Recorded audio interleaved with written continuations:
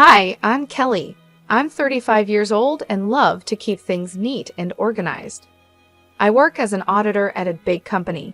My friends often tease me about how I always keep receipts and pay my taxes on time, but I believe these small habits help me stay in control of my life. Let me tell you how I met my husband, Brian. We met at a party hosted by our mutual friend, Julie. I remember that evening well. I was drinking a glass of wine and chatting with some old college friends when Brian walked in. He was a bit older, with a confident walk and a charming smile. He worked as a manager at a food sales company. "Hey, I'm Brian. Mind if I join you?" he asked, holding a beer and looking directly at me. "Sure, I'm Kelly. Nice to meet you," I replied with a smile. We started talking, and I was surprised by how easy it was to chat with him. We discovered that we both loved hiking and had a shared passion for classic rock music. A few months into our relationship, Brian invited me to his sister Lauren's barbecue. It was my first time meeting his family, and I was a bit nervous. When we arrived, Lauren greeted us warmly, but her 5 kids were a different story. They were running around, screaming, and throwing toys everywhere. "Hey Lauren, this is Kelly," Brian said, introducing me. "Nice to meet you, Kelly. These are my little rascals, Paul, James, and Helen," Lauren said, barely holding onto James, who was trying to squirm out of her grasp. "Nice to meet you all," I replied, trying to hide my discomfort. As the evening went on, the kids got wilder. They were climbing on furniture, throwing food, and yelling at the top of their lungs. I looked at Brian, hoping he would say something, but he just smiled and shrugged. "Aren't they just full of energy?" he said with a chuckle. I forced a smile and said, "Yeah, they sure are." As Brian and I got closer, we started talking about our future together. He proposed to me during a hike on top of a beautiful hill overlooking the valley. It was simple and sweet, just the way I liked it. Our wedding was lovely, except for one little problem: Lauren's kids. They were running around, making a mess, and being loud. Lauren didn't seem to mind, and Brian thought it was funny. "Look at them, they're having so much fun," Brian said, laughing as he watched them spill drinks and toss food around. "Yeah, but they're also making a huge mess," I replied, trying to keep calm. "Oh, come on, Em, they're just kids. Let them enjoy," he said, shrugging it off. I didn't want to spoil our special day by arguing, so I let it go, hoping things would get better once we settled into our new life together.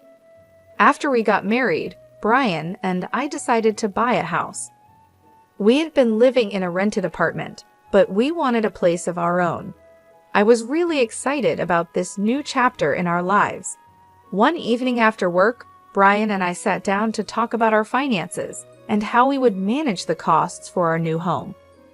"Kelly, we need to figure out how we're going to split the costs," Brian said, leaning back on the couch. "Yeah, I've been thinking about that too," I replied. "I can handle the furniture, appliances, and some art pieces. What about you?" "Well, I was thinking I could buy you a new car. I know your old one is giving you trouble," Brian suggested. I was surprised and happy. "Really? That would be amazing. My car is practically falling apart." "Yeah, I've seen it struggle. It's time you had something reliable," he said with a smile. We started house hunting right away. After a few weeks of looking, we found a beautiful house that we both loved. It was a bit expensive, but we decided it was worth it. Moving in was a busy process, but I was excited about decorating our new home. I spent a lot of time picking out furniture and appliances, making sure everything was nice and stylish. One Sunday, Brian surprised me with a new car. It was a sleek, shiny sedan, and I was thrilled. "Brian, this is incredible. Thank you so much." I hugged him tightly and exclaimed, "Thank you so much, Brian. This means a lot to me." "You're welcome, Kelly. You deserve it," he said, looking proud of himself. As we settled into our new home, things seemed to be going well. We both enjoyed our jobs and loved coming home to our cozy house. But small things started to bother me. Brian's laid-back attitude, which I once found charming, was beginning to annoy me, especially when it came to household chores. "Brian, can you help me with the dishes tonight?" I asked one evening after dinner. I had a long day at work. Can't we just leave them for tomorrow?" he replied, looking at me with pleading eyes. "Brian, we can't keep putting things off. I'm tired too, but we need to keep this place clean," I insisted. "Fine, I'll do it," he said with a heavy sigh as he got up from the couch. A few months into our marriage, I started worrying because I couldn't get pregnant. It was really stressing me out. I went to the doctor, and he told me to be patient, that it would happen when the time was right. Still, it was hard not to worry about it. Meanwhile, Brian's sister, Lauren, with her 5 kids, was visiting a lot. Lauren lived in a neighboring state, but you'd think she lived next door with how often she was around. Every time she came over, she'd unload all her problems with her husband on me. It was non-stop. During dinner, while we were trying to relax, she'd be at it, talking about her issues. "Kelly, you won't believe what Richard did this time," Lauren would start, rolling her eyes. "Lauren, can we talk about something else for once?" I'd ask, trying to steer the conversation away from her marital drama. "Oh, come on, Kelly, I need to vent." "You're the only one who understands," she'd reply, not getting the hint at all. And her kids were a nightmare.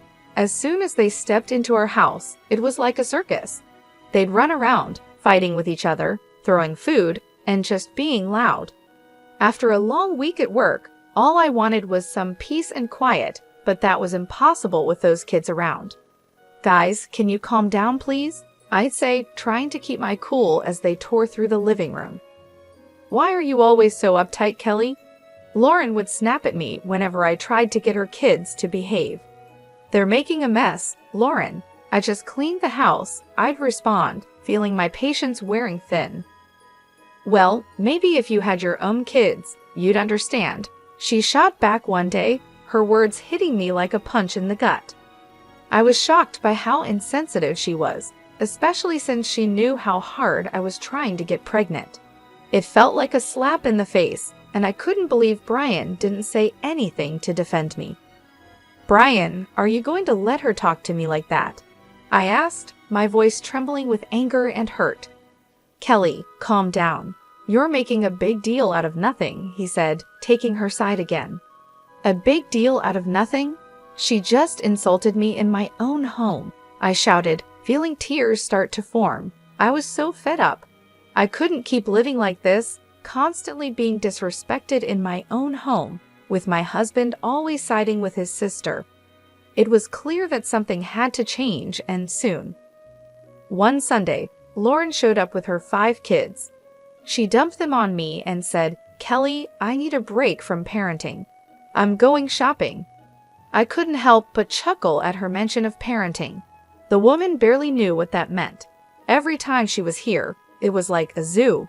"Fine, Lauren, but you better be quick," I said, already feeling stressed. "Thanks, Kelly, you're a lifesaver," she chirped, grabbing her purse and bolting out the door before I could say anything else. Great, I thought, just what I needed. I was in the kitchen trying to cook dinner. It's a long process, and I like things done right. But with those kids running wild, it was impossible to focus. They were yelling, running around, and making a mess.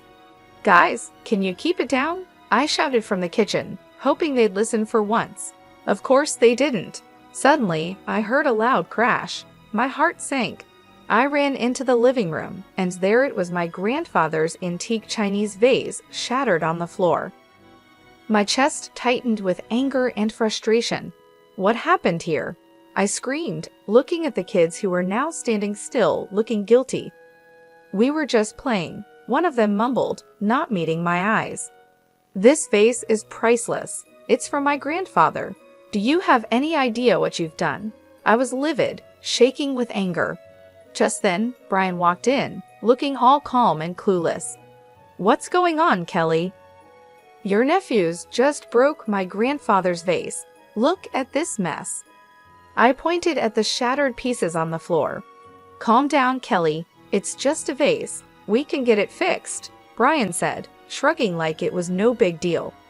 Just a vase? This isn't about the vase, Brian. It's about respect. I'm tired of this. Every time Lauren comes over, our house turns into a mess. And you don't care, I shouted, my voice cracking with frustration. Just then, Lauren walked in with shopping bags, looking annoyed. What's all this yelling about? Your kids broke my grandfather's vase, Lauren. Look at this mess.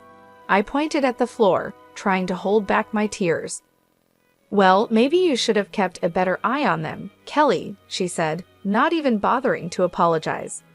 Are you kidding me? They're your kids, Lauren. I shouldn't have to watch them. I was furious, my hands shaking with anger.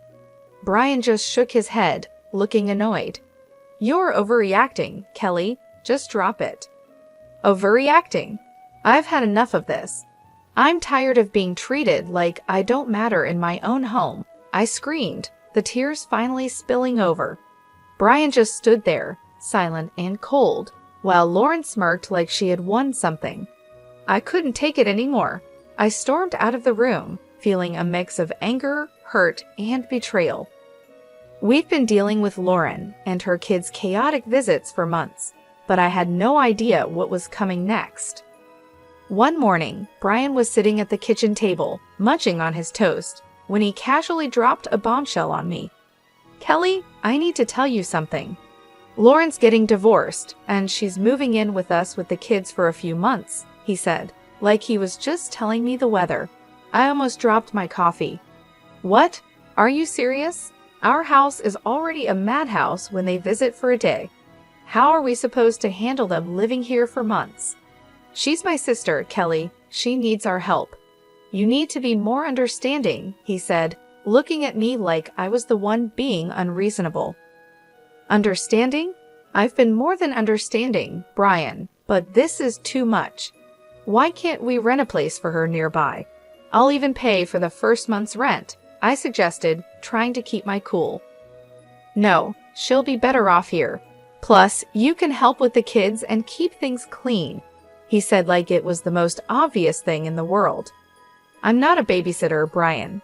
I work too, and I need to relax when I get home. I said, my frustration boiling over. Stop being so selfish, Kelly. It's family, they need us, Brian said, his tone getting sharper. I'm not being selfish, Brian. I'm just asking for a fair solution. I don't want my life turned upside down, I said, feeling my anger rise. Well, they're coming tomorrow evening, so you better get used to the idea, he said, standing up and leaving the kitchen. I couldn't believe it. I felt completely blindsided and betrayed. The next morning, I woke up early, still fuming from our argument. I got dressed for work and went to grab my car keys, but they were nowhere to be found. When I called Brian, he answered, sounding way too calm for my liking. I took the car. It's mine, remember? I'm giving it to Lauren so she can use it for the kids, he said. I was stunned into silence for a moment. You're giving my car to Lauren? Are you serious right now? It's not your car, Kelly. I paid for it, and she needs it more than you do, he said, sounding matter-of-fact. That's the last straw, Brian. You've taken everything from me, and I'm done, I said, my voice shaking with anger. What are you talking about? Don't be dramatic, Kelly, he said, clearly not understanding. I stood there in the hallway, holding my phone, unable to believe what was happening.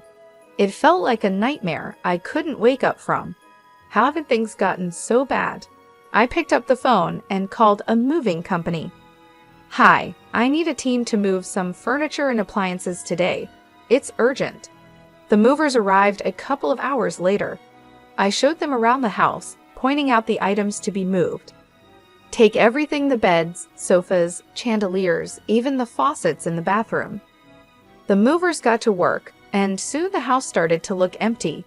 I felt a strange sense of relief watching them carry out each piece of furniture. As the last item was loaded onto the truck, I directed them to my mom's house. Everything goes there. Thanks for the quick work, guys, I said, handing them a tip. With the house now bare, I grabbed my essentials and headed to my mom's place. A few hours later, my phone started buzzing. It was Brian calling repeatedly. I ignored the calls, feeling a mixture of anxiety and empowerment. That evening, there was a loud knock on my mom's door. I opened the door to find Brian standing there, looking furious. "What the hell, Kelly? What did you do?" he shouted as he stormed into the living room. "I took my stuff, Brian. You took the car, so I took what I bought," I said, keeping my voice calm. "This is insane. You stripped the house bare. Where are Lauren and the kids supposed to sleep?" he yelled, his face red with anger. "That's your problem, Brian. You made this mess. Now you deal with it," I replied, crossing my arms. "You're a thief, Kelly. You stole everything," he shouted, waving his arms around. "I didn't steal anything. Here are the receipts," I said, pulling out a folder and showing him the proof of purchase for all the furniture and appliances. He looked through the receipts, his anger turning to frustration. "Fine, Kelly. If this is how you want to play it, I'll file for divorce." I took a deep breath and handed him a stack of papers. "Already done. Here are the divorce papers. Sign them, and we're done." He stared at the papers, his face pale. "You're really serious about this, aren't you?" "Dead serious, Brian. I deserve better than this," I said, feeling a strange sense of calm wash over me. He took a pen from his pocket, signed the papers without another word, and handed them back to me. "Fine, Kelly. Have it your way." I watched as he turned and walked out of my mom's house, the door slamming behind him. I stood there for a moment, feeling a mix of relief and sadness. It was over, and I knew it was the right decision. That night, I sat down with my mom and talked about everything that had happened. She was supportive and agreed that I had made the right choice. "Kelly, you've been through a lot. It's time you focused on yourself and your happiness," she said, giving me a comforting hug. "Thanks, Mom. I just need some time to figure things out," I replied, feeling a weight lifted off my shoulders. Over the next few days, I started to settle into a new routine. I began organizing my new space at my mom's house and planning my next steps. It was a fresh start, and for the first time in a long time, I felt hopeful about the future. I knew the road ahead wouldn't be easy, but I was ready to face it. I had taken back my life, and there was no turning back. After divorcing Brian, we sold our house and split the money. It was time to set up my own place. My mom's house was great for a while, but I needed my own space. One afternoon, I was sitting in the kitchen with my mom, looking at listings on my laptop. "Mom, I think I found a place that looks perfect. It's a small apartment downtown, close to work," I said, showing her the pictures. She looked over my shoulder and smiled. "That looks nice, Kelly. Have you called the realtor yet?" "Not yet, but I'm going to do that right now," I said, feeling a bit excited. I dialed the number and waited for the realtor to pick up. After a few rings, a friendly voice answered. "Hello, this is Larry. How can I help you?" "Hi, Larry. My name is Kelly. I'm interested in the apartment you have listed downtown. Is it still available?" I asked, crossing my fingers. "Yes, it's still available. Would you like to schedule a viewing?" he replied, sounding hopeful.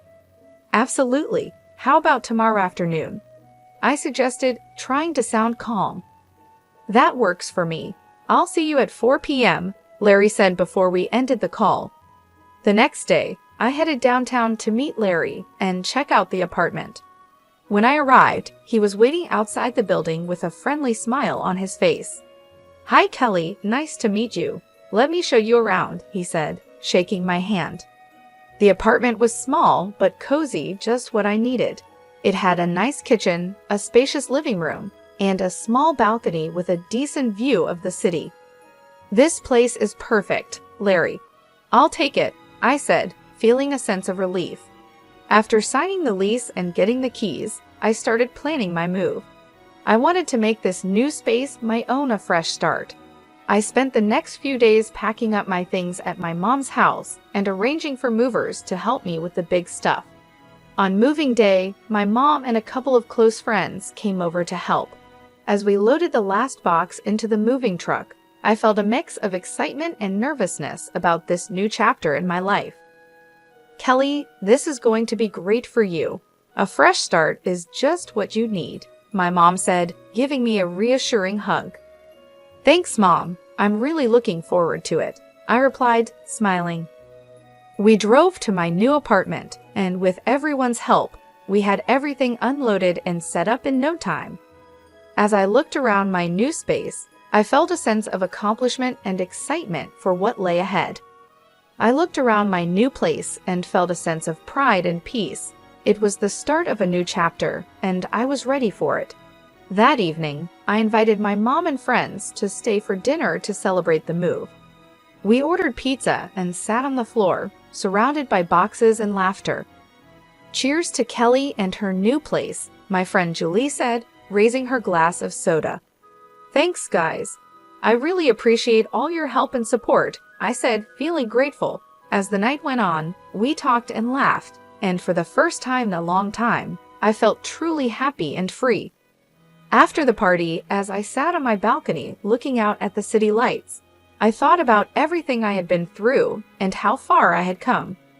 I was proud of myself for taking control of my life and making the changes I needed. I heard from some mutual friends that Brian used his share of the money to buy a small apartment. Now he's living there with Lauren and her 5 kids. Brian's working 2 jobs to keep up with the bills while Lauren still isn't working. They're fighting all the time. One day, out of the blue, Brian called me. I was surprised to see his name pop up on my phone, but I decided to answer, curious about what he had to say. Hello, Brian. What's up? I answered, trying to keep my voice neutral. Kelly, please just hear me out, he started, sounding desperate. I know I messed up. I'm so sorry for everything. I didn't realize how hard it was for you with Lauren's kids. I couldn't help but laugh a little. Really, Brian? You're realizing this now, after all this time? Yeah, I know it's late, but I'm serious. I've been thinking a lot, and I miss you. I miss us. Can we start over? I'm ready to move into your apartment and make things right, he said, his voice almost pleading. I chuckled, shaking my head in disbelief. Brian, you've got to be kidding me. You think you can just waltz back into my life like nothing happened? Kelly, I'm serious. I'll do whatever it takes. I'll even take on more work to make it up to you, he said, sounding more desperate. Brian, I've moved on. I'm happy now. I'm not looking to go back to that mess, I replied firmly. Come on, Kelly. We can make it work this time. I've changed, he insisted.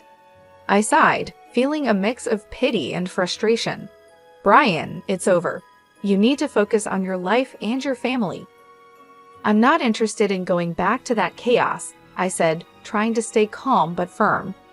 Kelly, please, I'm begging you, Brian said, his voice breaking with desperation. Brian, no. I found peace without you, and I'm not giving that up, I said, standing my ground.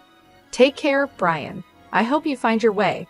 I hung up the phone, feeling a strange mix of relief and closure. It was clear that Brian was struggling, but I couldn't let his problems drag me back into a situation I had worked so hard to escape. Later that day, I met up with Julie for coffee and told her about the call. We sat in our favorite little cafe, the aroma of fresh coffee and baked goods filling the air. You won't believe who called me today, I said, rolling my eyes as I stirred my coffee. Who? Julie asked, raising an eyebrow and leaning in with curiosity. Brian. He actually begged me to take him back and let him move into my apartment, I said, shaking my head in disbelief. Julie burst out laughing, nearly spilling her coffee. Are you serious? What did you say? I told him no, of course. I'm not going back to that mess, I replied, smiling at the absurdity of the situation. We spent the rest of the afternoon chatting and laughing, and I realized just how far I had come since my life with Brian. I had built a new life for myself, one that was peaceful and fulfilling. I wasn't going to let anyone take that away from me. The cafe was a cozy spot, with warm lighting and soft music playing in the background, creating the perfect setting for our heart-to-heart conversation. As the sun began to set, casting a golden glow over the city, we decided to take a walk along the river. The cool breeze was refreshing, and the sound of water flowing gently against the banks added a calming effect to our stroll. "I can't believe how much has changed in just a few months," I said, looking out over the water, the lights from the buildings reflecting off the surface like tiny stars. "You've come a long way, Kelly. I'm really proud of you," Julie said, giving me a supportive pat on the back. "You're stronger than you think you know." "Thanks, Julie. I feel like I've finally closed that chapter of my life," I said, a sense of relief washing over me as we continued to walk. "I'm ready to move forward with confidence and joy." The next few days were busy but fulfilling. I started to settle into a new routine and began organizing my new space at my mom's house. It felt good to have my own place again, even if it was temporary. My mom's house was warm and welcoming, and she was incredibly supportive during this transition period. I spent a lot of time decorating my room, making it feel like my own little sanctuary. I put up some of my favorite artwork, arranged my books on the shelves, and set up a cozy reading nook by the window. It was a space where I could relax and feel at peace, away from the chaos and stress of the past. One evening, as I was unpacking the last of my boxes, my mom came into the room with 2 cups of tea. "Thought you might need a break," she said, handing me a cup and sitting down on the edge of the bed. "Thanks, Mom. I appreciate it," I said, taking a sip of the warm tea. It was soothing, and the familiar taste brought a sense of comfort. "You've been through a lot, Kelly. It's time you focused on yourself and your happiness," she said, giving me a comforting hug. "You deserve it." "I just need some time to figure things out," I replied, feeling a weight lifted off my shoulders as I looked around my new space. Over the next few days, I continued to adjust to my new life. I started planning my next steps, looking into new opportunities and setting goals for the future. It felt like a fresh start, and for the first time in a long time, I was genuinely excited about what lay ahead. One afternoon, I decided to go for a walk in the nearby park. The weather was perfect, with a gentle breeze and clear blue skies. As I walked along the tree-lined paths, I thought about all the changes I had made and how far I had come. I felt a deep sense of satisfaction and peace, knowing that I was on the right path. I bumped into some old friends while walking and ended up spending the afternoon catching up with them. It was great to reconnect and share my experiences, and they were happy to see that I was doing well. We talked about old times, laughed about silly memories, and made plans to meet up more often. It was comforting to know that I had a strong support system and people who cared about me. As the sun set, I headed back to my mom's house, feeling content and hopeful. I knew the road ahead wouldn't always be easy, but I was ready to face it with courage and determination. I had taken back control of my life, and I wasn't going to let anyone or anything disrupt my newfound peace and happiness.